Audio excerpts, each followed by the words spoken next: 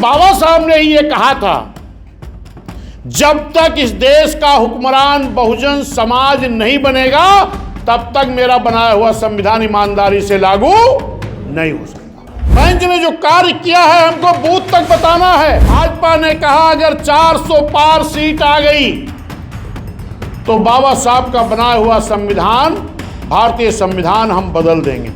एक तरफ 38 दल ने कहा हम बदलेंगे, एक तरफ 28 दलों ने कहा हम बचाएंगे।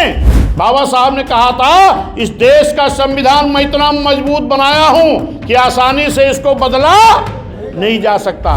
भले ही माननीय प्रधानमंत्री जी या गृह मंत्री जी कहते हैं कि मैं संविधान नहीं बदलूंगा, लेकिन मैं पूछना चाहता हूं इन भाजपाइयों से कि संविधान तो नहीं बदलोगे, आरक्षण भी नहीं खत्म करोगे, लेकिन जिन सरकारी विभागों में हमारा आरक्षण है अगर उन विभागों को प्राइवेट कर दिया गया तो हमारा आरक्षण कहां रहेगा। बहन जी ने अपनी सरकार में ब्राह्मण समाज के भी नौजवानों को, क्षत्रिय समाज, पिछड़े समाज, मुस्लिम समाज, SC ST समाज को खूब नौकरी देने का काम किया था। बहन जी की सरकार में कभी कोई पर्चा नहीं लीक हुआ। बहन जी भर्ती कर रही थी संविधान से, किसकी भर्ती कर रही थी? SC ST OBC की। ये भर्ती रोक कौन लगा दिया? एक OBC मुख्यमंत्री ने। बहन जी ठेकेदारी में आरक्षण दिया, और ठेकेदारी का आरक्षण किसने खत्म कर दिया? PDA वाले, जो कहते हैं हम P से पिछड़ा, D से दलित का विकास करेंगे। अगर ये पिछड़ा दलित का विकास चाहते तो बैकलॉग नहीं रोकते। अगर ये SC ST का विकास चाहते, दलित का विकास चाहते तो ठेकेदारी का आरक्षण नहीं खत्म करते। जो माननीय बहन जी प्रमोशन के आरक्षण का बिल लाई थी लोकसभा में, किसकी सरकार थी? कांग्रेस की। किसके सांसदों ने फाड़ा? समाजवादी के। ये कांग्रेस समाजवादी के लोग मिल करके प्रमोशन का आरक्षण का बिल फड़वाए थे। आज इस देश की सारी पार्टियां, इस प्रदेश की सारी पार्टियां एक होकर के खाली किसको हराना चाहती हैं? BSP को। क्यों? क्योंकि बहुजन समाज पार्टी की अगर सत्ता आई तो बाबा साहब का संविधान ईमानदारी से लागू करा देगी। अगर ये संविधान दिखाने वाले लोग अगर बाबा साहब को मानते, उनके संविधान को मानते हैं, तो भाजपा के तरीके जुमले वाला मैनिफेस्टो नहीं जारी करते हैं। भाजपा ने क्या किया? मैनिफेस्टो जारी किया। बुलेट ट्रेन चलाएंगे, विदेश का काला धन लाएंगे, 2 करोड़ नौकरी देंगे। किया कुछ क्या? हमारे भी कुछ लोग बड़े बुद्धिमान कहते हैं बहन जी को भी मैनिफेस्टो जारी कर देना चाहिए। BSP जुमले वाला मैनिफेस्टो नहीं जारी करेगी। बहुजन समाज पार्टी कहती है हमारा मैनिफेस्टो बाबा साहब का बनाया हुआ भारतीय संविधान है। हम सत्ता में आएंगे तो बाबा साहब का बनाया हुआ संविधान ईमानदारी से लागू कराएंगे। बाबा साहब ने इतना मजबूत भारत का भारतीय संविधान बना के गए हैं कि इसको इतनी आसानी से बदला नहीं जा सकता। लेकिन ये बात हमारे लोगों के समझ में नहीं आती। ये बात हमारे समझ में अगर आई होती, ध्यान दो, अगर ये बात हमारे लोगों के समझ में आई होती तो 2024 का चुनाव अभी बीता है। एक तरफ 38 दल भाजपा की अगुवाई में NDA गठबंधन बना लिए, सही है ना, और एक तरफ सपा कांग्रेस की अगुवाई में इंडिया गठबंधन बना लिए, और सारे लोग मिलकर के एक पार्टी के खिलाफ साजिश करते हैं खाली BSP ना आए, क्योंकि BSP आ गई तो बाबा साहब का संविधान ईमानदारी से लागू हो जाएगा। क्योंकि बाबा साहब ने ही ये कहा था, जब तक इस देश का हुक्मरान बहुजन समाज नहीं बनेगा तब तक मेरा बनाया हुआ संविधान ईमानदारी से लागू नहीं हो सकता। ये बाबा साहब ने कहा था। अब जरा आप सोचो कि जब 38 दल एक तरफ हो गए 24 में, जो आप कहते हैं आपकी पार्टी कमजोर हो गई, कमजोर नहीं हुई, एक साजिश की गई है ऐसी साजिश का पर्दाफाश करने के लिए मैं आपके बीच में आया हूं। और इस साजिश का पर्दाफाश हमें बूथ तक करना है। बेंच ने जो कार्य किया है हमको बूथ तक बताना है। इसी 24 में जब 38 दल लोग इकट्ठा हुए तो भाजपा ने कहा अगर 400 पार सीट आ गई तो बाबा साहब का बनाया हुआ संविधान, भारतीय संविधान हम बदल देंगे। कहा था कि नहीं कहा था? जैसे भाजपा ने ये कहा तैसे इधर जो इंडिया गठबंधन के लोग थे, कांग्रेस समाजवादी के लोग, इन्होंने कहा हम बाबा साहब का संविधान बचाएंगे। एक तरफ 38 दल ने कहा हम बदलेंगे, एक तरफ 28 दलों ने कहा हम बचाएंगे। लेकिन बाबा साहब ने क्या कहा था? बाबा साहब ने कहा था इस देश का संविधान मैं इतना मजबूत बनाया हूं कि आसानी से इसको बदला नहीं जा सकता, लेकिन इसकी आर्टिकल को बदल करके किसी का फायदा किसी का नुकसान तो किया जा सकता है। अगर हम 24 में ये समझदारी से काम ले लेते तो जो इंडिया गठबंधन के लोग जाके गांव-गांव कह रहे थे कि भाजपा का इंडिया गठबंधन अगर 400 पार आ गई तो संविधान बदल देगा, मेरे लोगों ने भी गांव-गांव में अपनी बात को समझा नहीं पाए और हमारे लोगों को गुमराह किया गया। सही है ना? लेकिन बाबा साहब ने कहा था कि इतनी आसानी से संविधान नहीं बदला जा सकता, लेकिन आर्टिकल को बदल करके किसी का फायदा किसी का नुकसान किया जा सकता है। तो ये नुकसान किसने किया? ये नुकसान कांग्रेस ने भी किया, ये नुकसान समाजवादी ने भी किया, और ये नुकसान आज भारतीय जनता पार्टी भी कर रही है, आज भाजपा भी कर रही है। भले ही माननीय प्रधानमंत्री जी या गृह मंत्री जी कहते हैं कि मैं संविधान नहीं बदलूंगा, मैं आरक्षण नहीं खत्म करूंगा, लेकिन मैं पूछना चाहता हूं इन भाजपाइयों से कि संविधान तो नहीं बदलोगे, आरक्षण भी नहीं खत्म करोगे, लेकिन जिन सरकारी विभागों में हमारा आरक्षण है अगर उन विभागों को प्राइवेट कर दिया गया तो हमारा आरक्षण कहां रहेगा? समझो मेरी बात को। अगर सरकारी विभागों को, सारे विभागों को खत्म कर दिया गया धीरे धीरे करके, तो हमारा आरक्षण बचेगा क्या? जोर बोलो, बचेगा क्या? नहीं बचेगा। सावधान हो जाओ। माननीय बहन जी ने संविधान के तहत ही अपनी सरकार में बैकलॉग भर्ती शुरू की थी।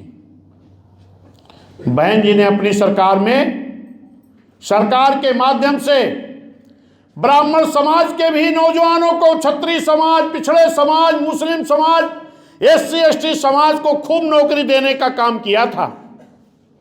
बहन जी की सरकार में कभी कोई पर्चा नहीं लीक हुआ,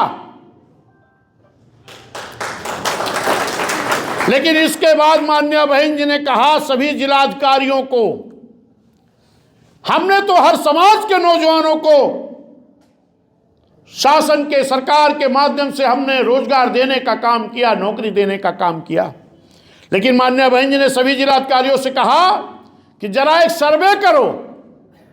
क्या? एक सर्वे करो कि जो बाबा साहब के आरक्षण द्वारा SC ST OBC को नौकरी मिलती है ये कितनी जगह खाली है। जब इसका सर्वे किया गया तो कई लाख जगह खाली निकली। आज SC ST OBC नौजवान बेरोजगार घूम रहा है और जगह खाली पड़ी है। क्यों? क्योंकि BSP सरकार के पहले जब जगह कोई निकालती थी तो जब अधिकारी को मालूम हो जाता था कि बाबा साहब के आरक्षण की नौकरी है तो वो जगह निकलती थी, फार्म भरा जाता था, प्रक्रिया पूरी होती थी, लेकिन लास्ट में एक लेटर बना देते थे, क्या? इस पद के उपयुक्त कैंडिडेट ना मिलने के नाते ये भर्ती निरस्त की जाती है। ये निरस्त कर करके आपका हमारा हक छीन लिया गया, हमें आपको पता नहीं लगा। समझ में आया ना? लेकिन माननीय बहन जी ने इसी संविधान के आर्टिकल के बल पर बहन जी ने क्या कहा, मेरी सरकार के बैक में लाक की गई नौकरी, रोकी गई नौकरी का नाम क्या रखेंगे? बैकलॉग भर्ती। यही तो हुआ। और जब बैकलॉग भर्ती बहन जी ने शुरू किया तो उसमें भर्ती किसकी हो रही थी? SC ST OBC की। पहले तो बहन जी ने ब्राह्मण, क्षत्रिय, वैश्य, पिछड़ा, मुस्लिम, SC ST सबकी खूब भर्ती किया बहन जी ने। फिर जांच करा के बहन जी ने बैकलॉग भर्ती निकाली संविधान के तहत, और खूब भर्ती हुई थी ना। लेकिन जैसे 7 से 12 तक सरकार हमारी बीती, 12 में जैसे दूसरी सरकार आई तैसे ये भर्ती रोक लगा दी गई। बहन जी भर्ती कर रही थी संविधान से, किसकी भर्ती कर रही थी? SC ST OBC की। और ये भर्ती रोक कौन लगा दिया? कौन लगा दिया? जोर से बोलो भाई। एक OBC मुख्यमंत्री ने। बात समझो, भर्ती किसकी हो रही? SC ST OBC की। और रोक कौन लगा रहा? एक OBC मुख्यमंत्री। किसके कहने से भैया? और B टीम BSP है। अपने समाज का नुकसान आप कर रहे हो। इसके बाद बहन जी ने संविधान के तहत SC ST हमारा ठेकेदार नहीं होता था। बहन जी ने ठेकेदारी में आरक्षण दिया। और ठेकेदारी का आरक्षण किसने खत्म कर दिया? PDA वाले, जो कहते हैं हम P से पिछड़ा, D से दलित का विकास करेंगे। अगर ये पिछड़ा दलित का विकास चाहते तो बैकलॉग नहीं रोकते। अगर ये SC ST का विकास चाहते, दलित का विकास चाहते, तो ठेकेदारी का आरक्षण नहीं खत्म करते। सही है कि गलत?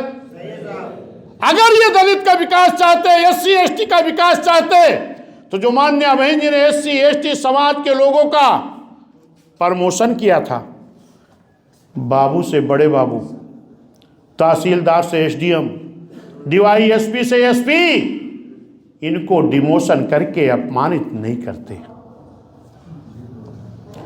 जो माननीय बहन जी प्रमोशन के आरक्षण का बिल लाई थी लोकसभा में, किसकी सरकार थी? कांग्रेस की। किसके सांसदों ने फाड़ा? समाजवादी के। ये कांग्रेस समाजवादी के लोग मिल करके प्रमोशन का आरक्षण का बिल फड़वाए थे। लेकिन हमारे लोग, समझदार हो जाओ मेरे भाई। आज क्या हो रहा है? आज इस देश की सारी पार्टियां, इस प्रदेश की सारी पार्टियां एक होकर के खाली किसको हराना चाहती हैं? BSP को। क्यों? क्योंकि बहुजन समाज पार्टी की अगर सत्ता आई तो बाबा साहब का संविधान ईमानदारी से लागू करा देगी। अगर ये संविधान दिखाने वाले लोग,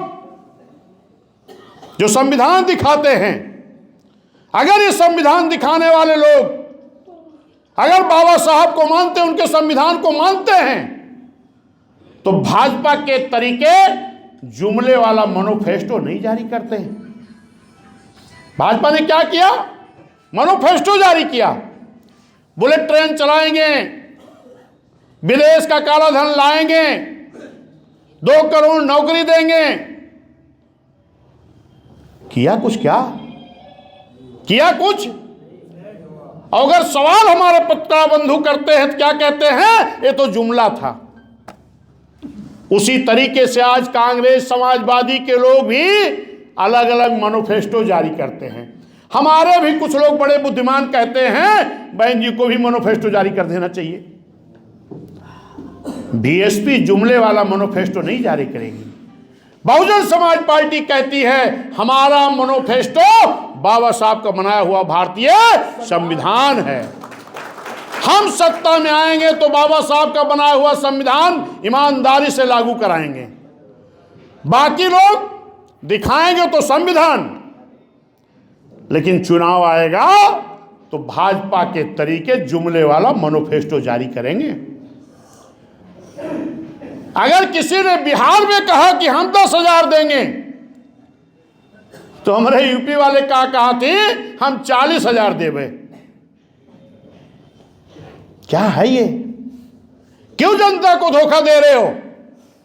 हे मेरे सम्मानित साथियों, माननीय बहन जी ने अपनी सरकार में प्राथमिक विद्यालय 5,000 खोलने का काम किया। High school, inter college, polytechnic college, paramedical college, medical college, homeopathic college, engineering college किसने बनाया? बहन जी ने। अब आज की सरकार बंद कर रही प्राथमिक विद्यालय।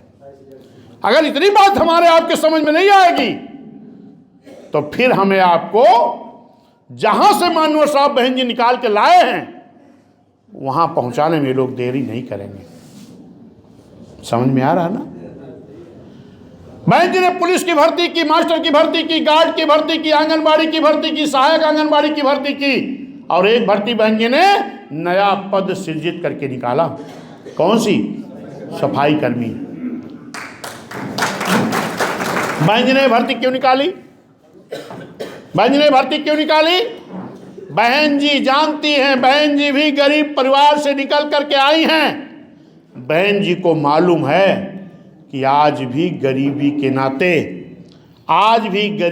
नाते गांव में हमारे लोग ऐसे भी हैं कि तमाम घरों में कक्षा 5-8 से ज़्यादा शिक्षा नहीं है। क्या ऐसे गरीब घरों में सरकारी नौकरी नहीं होनी चाहिए? बोलो, होनी चाहिए कि नहीं? अगर होनी चाहिए तो इस बात को इस देश के किसी भी नेता ने क्यों नहीं सोचा? क्योंकि उनको इस देश के गरीबों से मतलब नहीं है। ये बात किसने सोचा? गरीबों के हित की बात किसने सोचा? जरा जोर से बोलो। बहन कुमारी मायावती जी ने 1,00,000 से ज्यादा, 1,08,000 से ज्यादा बहन जी ने नया पद सृजित किया है। ए मेरे भाई जरा ध्यान दो, मैंने तमाम ऐसे घर देखे हैं जिनके घरों पर सही छप्पर भी नहीं था। तमाम ऐसे घर देखे हैं जिनके माँ बाप के शरीर पर अच्छे कपड़े नहीं रहते थे। तमाम ऐसे घरों को हमने देखा है कि जिनके घरों में भैया गरीबी के नाते दोनों टाइम भोजन नहीं बनता था। तमाम ऐसे घर हमने देखा है कि जिनके घरों में गरीबी के नाते आज भी बच्चे स्कूल नहीं जाते थे। धन्यवाद देता हूं माननीय बहन जी को कि बहन जी ने जब 1,08,000 घरों में, गरीबों के घरों में सरकारी नौकरी दी तो आज उस गरीब के घर में झोपड़ी नहीं 2 मंजिल का मकान बन गया। आज उस गरीब के घर में उसकी माँ बाप के शरीर पर अच्छे कपड़े आ गए। आज उनका छोटा छोटा बच्चा अच्छी ड्रेस पहनकर बसों से स्कूल जाने लगा। आज अगर 1 महीने का सफाई कर्मी हमारा राशन ला के रख दे तो साल भर पूरा परिवार खाएगा, खत्म नहीं होगा। कोटेदार के यहाँ लाइन नहीं लगानी पड़ेगी। 55,000 रुपये मिल रहा है। क्या बहन जी ने कोई घोषणा की थी?